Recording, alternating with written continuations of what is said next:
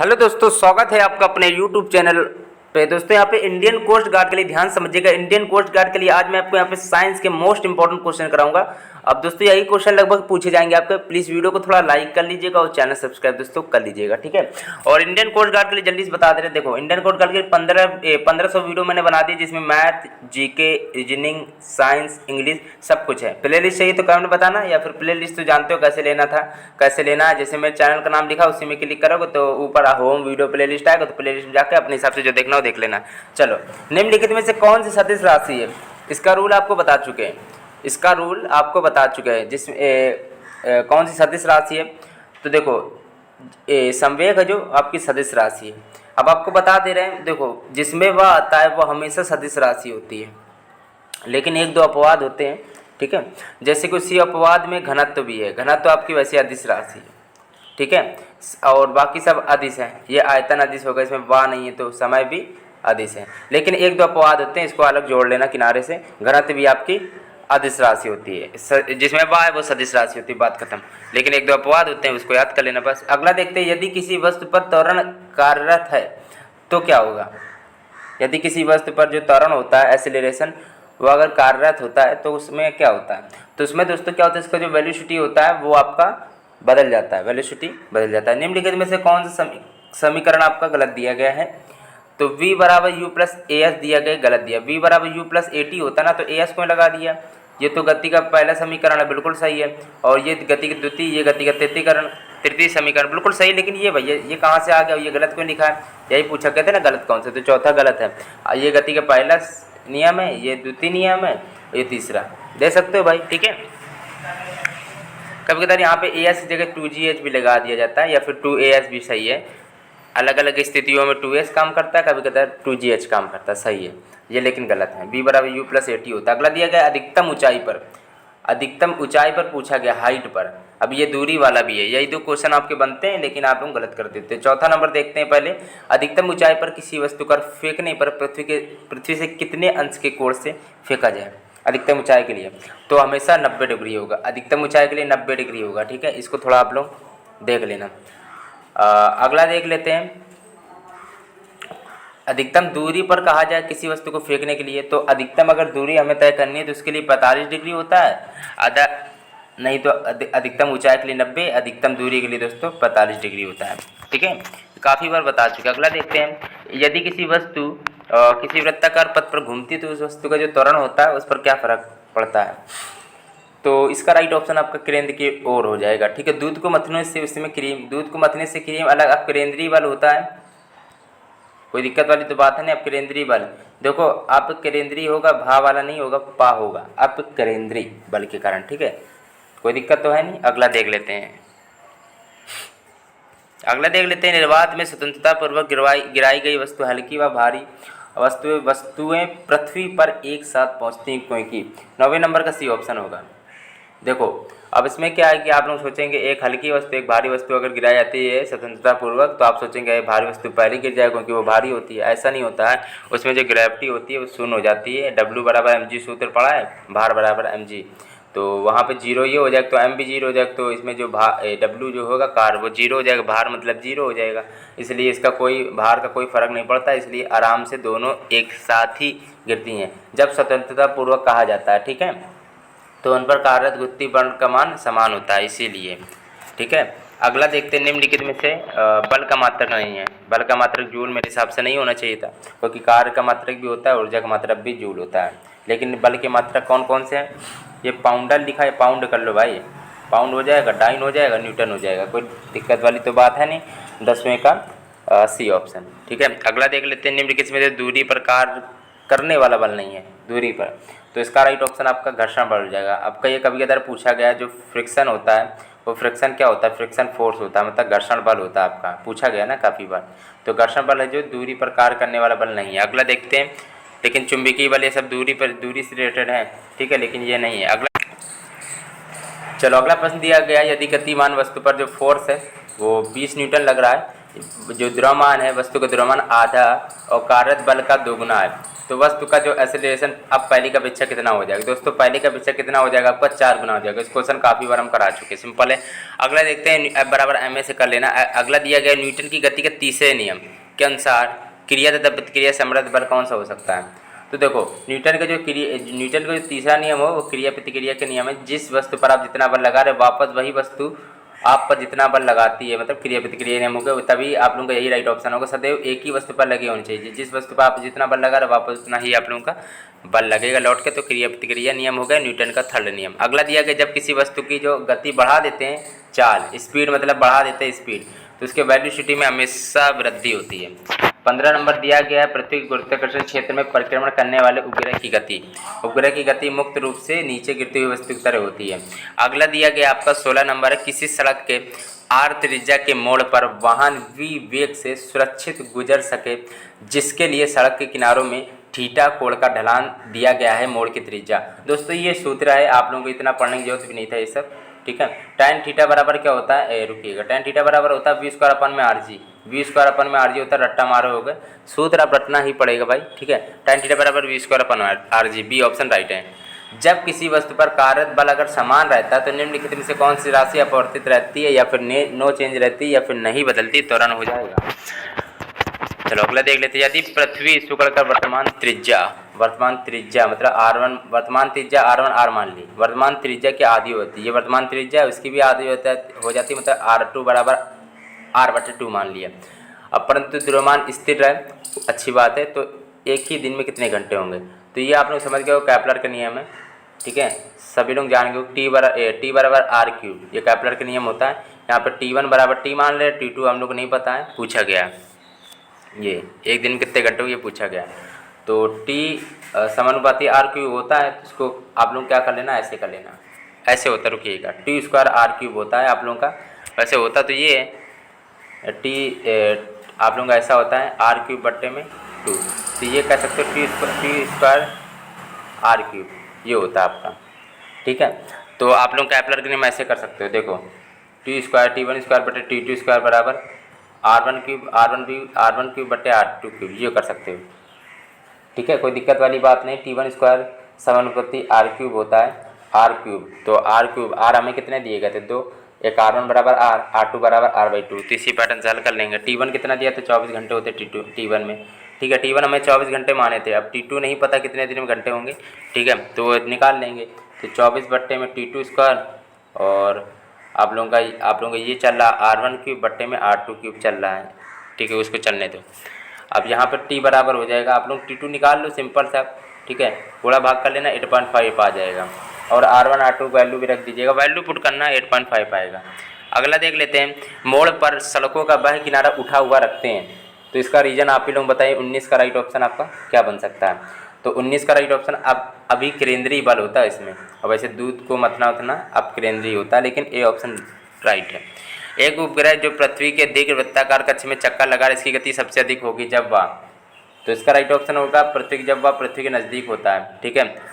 चलो गति सबसे अधिक तभी हो जाएगी ना जब वो पृथ्वी के नज़दीक आ जाएगा। अगला दिया गया, सड़क के पहियों में जो तीलियाँ होती हैं, तीलियाँ लगाई जाती हैं, पहिए में तीलियाँ लगाई जाती हैं, तीलियाँ या ताड़ियाँ जो भी कह दो, दोनों सही है, क्योंकि अब लगाया कौन जाता है, अधिक गुणन प्राप्त कर सके, यही होना चाहिए मेरे हिसाब से, तो कम बल से अधिक गुणन गति प्राप्त करने के लिए। तैरना न्यूटन के किस नियम पर आधारित है? तो इसमें भी क्रिया प्रतिक्रिया का नियम लग जाएगा, ठीक है। तीसरा, जेट विमान निम्नलिखित में से किस सिद्धांत पर कार्य नहीं करता? जेट विमान, तो काफ़ी इंपॉर्टेंट क्वेश्चन है, गलत कर दोगे। ऊर्जा संरक्षण पर जेट विमान नहीं कार्य करता है, रॉकेट करता है ऊर्जा संरक्षण पे, ठीक है, लेकिन जेट विमान रेखीय समय लीनियर मोमेंटम पर कार्य करता है, गति के तीसरे नियम प्रणोद पर भी, लेकिन ऊर्जा संरक्षण पर नहीं कार्य करता। न्यूटन की गति का दूसरा नियम किसकी परिभाषा को अभिव्यक्त करता है? तो इसको तो न्यूटन गति का दूसरा नियम क्या होता है? F बराबर ma, F बराबर ma, तो F को मतलब फोर्स को, मतलब ए ऑप्शन। चलो अब देखो साइंस है भाई, एक समान वृत्तीय गति में क्या होता है हमें बता दो। तो इसका राइट ऑप्शन होगा, एक समान वृत्तीय गति में जो त्वरण होता है और वेलोसिटी वो आपका क्या होता है, परिवर्तित होते रहते हैं। अगला दिया, गोली दागने के बाद तोप को पीछे को धक्का तो लगता ही है, तो इसका कारण क्या है? न्यूटन गति का तीसरा नियम तो नहीं होगा, आप ही लोग सोचिए, वही है, जितना बल आगे लगता थोड़ा सा बल पीछे भी लग जाता। तो ये क्रिया प्रतिक्रिया का नाम है। अगला देखते हैं, न्यूटन का दूसरा नियम मापन प्रदान करता है। मापन प्रदान करता है तो इसका राइट ऑप्शन होगा फोर्स। F बराबर एम ए होता है, मापन प्रदान करता है फोर्स करिए। अब अभिव्यक्त इसकी इकाई ये अभिव्यक्त करता है फोर्स ही होगा इसका। ठीक है, अगला देखते हैं, बल एक सदिश राशि है। ठीक है, ध्यान रखिएगा, बल का मात्रक न्यूटन भी है, पाउंड भी होता है वैसे तो, सीजीएस वीजीएस एमकेएस पद्धति में ये सब पता होगा आपको, डाइन भी होता है। चलो अगला देखते हैं, एक पत्थर को 9.8 मीटर पर सेकंड के वेग से ऊपर से फेंका जाता है तो अधिकतम ऊंचाई तक जाएगा। अच्छी बात है। तो देखो वी स्क्वायर बराबर यू स्क्वायर प्लस 2GS होता है, सभी को पता होगा, न्यूटन का थर्ड नियम होता है ये। ठीक है, तो अब इसी पैटर्न से कर लेते हैं। अब यहाँ पे क्या दिया गया है कि यहाँ पे अब वह अधिकतम ऊंचाई पूछी गई है। ठीक है, तो आप लोग क्या करना पड़ेगा, ये तो वी 0 मान लेंगे। ठीक है, चलो तो अब यू स्क्वायर यू कितना होगा, आप लोगों का यू 9.8 है, स्क्वायर करेंगे, ये यू दिया गया ना यू वेग से ना, तो यू यही है आपका, स्क्वायर कर दिया प्लस 2g का मान कितना होता है 9.8 होता है। ठीक है, चलो 2GS का मान कितना 9.8। अब s को लिखे रहने दो, s लिखे रहने दो। ठीक है, तो अब आप लोगों को 0 बराबर 9.8 का स्क्वायर करेंगे। अब सीधा आप लोग हल कर लेना तो 4.9 आएगा। किसने किसने हल किया पूरा हल करके देखना, 4.9 मीटर आ जाएगा आपका। 2GH भी कर सकते थे जो मैंने 2GS किया है। ठीक है, S यहाँ हमने ऊंचाई मान लिया था, आप लोग H को भी ऊंचाई मान सकते हो, तो H भी मान सकते हो या फिर S को जो है सही लगे, क्योंकि वी स्क्वायर बराबर यू स्क्वायर प्लस 2GS भी होता है प्लस 2GH भी होता है। H को S मान लो या S को हमने ऊंचाई मान लिया था तो आप लोग H मान लीजिए, कोई दिक्कत वाली बात नहीं। ये तो सीधा लोगों को याद ही रहता है कि 9.8 जब दिया जाता है तो उसका आधा आप लोगों को ऐसे मान लेते हैं 4.9। काफ़ी लोगों को रटा रहता है ये क्वेश्चन। चलो अगला देखते हैं, क्योंकि ये स्टैटिक क्वेश्चन ये आ सकता है, हर बार रिपीट करता है, और ये सारे क्वेश्चन जो है पिछले साल के हैं और कुछ क्वेश्चन काफ़ी इंपॉर्टेंट लिए जो इस बार परीक्षा में पूछे जा सकते हैं। किसी मकान की छत से छोड़ा गया पत्थर 1 सेकंड पश्चात पृथ्वी पर पहुंचता है तो मकान की ऊंचाई, जहाँ g बराबर 10 मीटर पर सेकंड स्क्वायर दिया गया। अब यहाँ पर g का मान 9.8 मत रखना है, जब g का मान दे दिया जाता है 10 तो 10 ही रखना फिर। तो इसका राइट ऑप्शन क्या होगा बताइए ज़रा। चलो इसको जल्दी से हल कर लेते हैं। s बराबर U T plus 1/2 GT square. ठीक है, तो अब आप लोग क्या करना, u का मान यहाँ 0 दिया, अब जो मान दिया वो जल्दी जल्दी रखते जा रहा है। s बराबर 0 प्लस 1/2, g का मान 10 दिया है, t का मान 1, स्क्वायर है तो 1 गुणे 1 ही होगा, फिर क्या दिक्कत है। तो आप 2 पंचे 10, s बराबर 5 मीटर आएगा, 5 मीटर आएगा। ठीक है, कोई दिक्कत तो है नहीं इसमें, न्यूटन का दूसरा नियम लगा है। ठीक है, चलो अगला देख लेते हैं। पहला लगा नहीं सकते थे क्योंकि v बराबर u प्लस 80 होता है ना, a है, a तो है नहीं तो नहीं लगा सकते थे पहला। अब ये g का मान दिया गया इसीलिए हमने दूसरा ही लगाया, इस बराबर U T plus 1/2 GT square, इसीलिए वही वाला लगाया था। एक बंदूक का द्रव्यमान 10 किलोग्राम है तथा 10 ग्राम गोली दागती है। यदि बंदूक से दागी गोली का वेग 1000 मीटर पर सेकंड हो तो बंदूक के प्रतिक्षेप का वेग मीटर पर सेकंड में है। तो बताइए इसका राइट ऑप्शन क्या होगा। चलो तो इसको कॉपी में ही हल कर दे रहे क्योंकि आप लोगों को समझ में नहीं आएगा, इससे अच्छा तो कॉपी में हल कर दें। ठीक है, वैसे राइट ऑप्शन आपका ये आएगा। ठीक है, माइनस, चलो इसको पूरा कॉपी में हल करके दिखा दे रहे हैं। चलो भाई कॉपी में हल कर दिए तो आप लोग देख लेना। ठीक है, आपने तो पढ़ा होगा m1 v1 plus m2 v2 बराबर 0 कर दिया था, और फिर जो जो मान दिए गए वो आपके यहाँ पे पुट कर दिए गए, और हालांकि आंसर v1 बराबर -1 मीटर पर सेकंड आएगा। अब इसमें वेग में -1 का कोई माइनस का कोई चिन्ह का कोई वैल्यू नहीं होता। ठीक है, तो इसके लिए 1 मान लेंगे। ठीक है, 1 मान लेंगे तो कहाँ गया, राइट ऑप्शन ए बन जाएगा, कोई दिक्कत वाली बात नहीं है। अगला देख लेते हैं, कौन सा युग में गलत है। अच्छी बात है, तो भाई कौन सा युग में गलत है आप ही लोग बताइए। 31 नंबर प्रश्न दिया गया है, इसका राइट ऑप्शन आपका क्या बन जाएगा। चलो तो इसका डी ऑप्शन राइट है। चलो 1 न्यूटन 10 की पावर 5 डाइन सही है, और 1 ग्राम जो बल है यहाँ पे 980 डाइन सही है। 1 एंगस्ट्रॉम 10⁻⁻10, 1 जूल यहाँ पे 10⁵ अर्घ दिया गया है। दोस्ती आप आपका गलत दिया गया है। ठीक है, चलो अगला दिया गया है, एक मनुष्य किसी गेंद को ऊपर फेंकता है, 8 सेकंड पश्चात गेंद पुनः उसी स्थान पर आ जाती। गेंद का ऊपर फेंकने का वेग मीटर पर सेकंड क्या है। देखो भाई जिनको जिनको सूत्र आता है तो ठीक है, नहीं तो दिक्कत है। सूत्र बता दे रहे हैं, u बराबर GT/2 होता है, ये शॉर्ट ट्रिक आपको बता रहे, लिख लो, सूत्र लिख लो, u बराबर GT/2। तो u बराबर GT/2 होता है, अच्छी बात है। तो g का मान 9.8 है, t का मान भाई कितना दिया 8 दिया, बट्टे में 2 लगा दो, काट दो सीधा, 2 चौको 8, 8 चौक 32, 2 3 9 36, 36 3 39। चलो ठीक है, तो कोई दिक्कत तो होगी ना। 8 चौक 32 होता 3 हासिल गया, 36 3 39.2 गुणा भाग कर लेना आप लोग, 39.2 मीटर पर सेकंड आएगा। चलो अगला देख लेते हैं। अब भाई समझ में आ गया होगा यू बराबर क्या आएगा, मीटर पर सेकंड। अब मीटर पर सेकंड में कोई आया है LT-1 इसकी बीमा होती है, और समझ गया होगा मीटर पर सेकंड ही रहेगा। अगला देखते हैं संवेग का मात्रक है, संवेग का मात्रक है। 33 नंबर प्रश्न दिया गया, आप ही लोग बताइए इसका राइट ऑप्शन क्या बन सकता है। 33 का राइट ऑप्शन इसका होगा किलोग्राम मीटर पर सेकंड। ठीक है, चलो अगला देख लेते हैं। चलो अगला दिया संवेग का, ये तो हो गया। अगला देख लेते हैं, यदि पृथ्वी अपने अक्ष पर घूमना बंद कर दे तो भूमध्य रेखा पर स्थित वस्तु का जो भार पहले की अपेक्षा क्या होगा। तो पहले की अपेक्षा आप लोगों का अधिक हो जाएगा। ठीक है, अगला दिया यदि किसी वस्तु का जो वजन है पृथ्वी पर तो 60 है, तो चंद्रमा पर पूछा गया भाई कितना होगा। तो शायद ये आप लोग गलत करोगे। अच्छा वजन पूछा, भार दिया गया मतलब। चलो बताइए इसका राइट ऑप्शन क्या होगा। द्रव्यमान तो सब जगह बराबर होता है, लेकिन भार में अंतर होता है पृथ्वी और चंद्रमा के अपेक्षा में। तो 1 मतलब 6 वहाँ पे भार का चंद्रमा का 1/6 होता है। 60/6 कर लो, 10 आएगा ना, 6 दामा 60। ठीक है, 10 किलोग्राम आएगा, कोई दिक्कत वाली बात तो है नहीं। लिखा है कि गुरुत्वीय त्वरण का मान सबसे अधिक होता है। गुरुत्वीय त्वरण का मान देख रहे हो, कुछ कुछ इसमें न्यूमेरिकल भी थे, तो थोड़ा टाइम लगा था क्वेश्चन कराने में। ठीक है, तो वीडियो को बस लाइक करते जाइएगा, चैनल सब्सक्राइब जरूर करिएगा। गुरुत्वीय त्वरण का मान सबसे अधिक होता है, तो ध्रुवों पर होना चाहिए मेरे हिसाब से। देख लेते हैं चारों ऑप्शन के हिसाब से, आप लोग बताइए क्या होगा। चलो, तो पोल्स पर होता है, ध्रुवों पर। मतलब यदि किसी वस्तु को पृथ्वी के केंद्र पर ले जाएं तो शून्य हो जाना चाहिए, या फिर क्या होगा बताइए। उसका भार पूछा गया। अच्छा, तो भार दोस्तों क्या होगा, शून्य ही हो जाएगा। जब देखो केंद्र पर ले जाओगे ना तो शून्य होता है, तो बात खत्म। अगला देखते हैं, यदि दो पिंडों के बीच की दूरी, दो पिंडों का द्रव्यमान दूरी दोगुनी कर दी जाए और पिंडों का द्रव्यमान भी दोगुना कर दिया जाए, तो उसके मध्य जो गुरुत्वाकर्षण बल पहले की अपेक्षा क्या होगा। चलो बताइए क्या होगा इसका राइट ऑप्शन। 38 नंबर आपका प्रश्न यहाँ पे दिया गया है, तो इसका राइट ऑप्शन क्या होगा।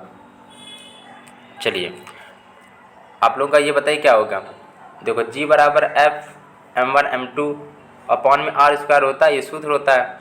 अब यहाँ पे दो इनकी जो बीच की दूरी है दोगुनी कर दी जाए, ये है जो r दोगुनी कर दी जाए, और जो ऊपर जो m1 m2 दिए वो भी दोगुने कर दिए जाएँ, तो उनके मध्य जो गुरुत्वीय त्वरण G उसका मान पूछा गया। मतलब यही केवल इतना दिया गया m1 m2। अब F को हटा दे रहे क्योंकि F का यहाँ पे कोई लेना देना नहीं है, r1²।